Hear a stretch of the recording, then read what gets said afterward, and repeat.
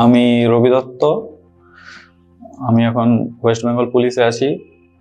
আর বিগত 2020 সাল থেকে আমার চুল ঝড়ার সমস্যাটা দেখা দেয়। তখন একটু কম ছিল, কিন্তু সময়ের সাথে সাথে ঝড়াটা বাড়তে থাকে। আর ঝড়া এতটাই বাড়তে শুরু করে যে আমি পুরো মেন্টালি ডিপ্রেসড হয়ে যাই। দিয়ে অনেক ভিডিও ইউটিউবে সার্চ করার পর ওই স্যারের একটা ভিডিও দেখতে পাই, এই কসময়েড, যেখানে স্যার অনেকগুলো ভিডিও আমি দেখলাম, ওখানে রিভিউ খুব ভালো পেয়েছি। যে তারপর আমি কন্ট্যাক্ট করলাম, এখানে এলাম।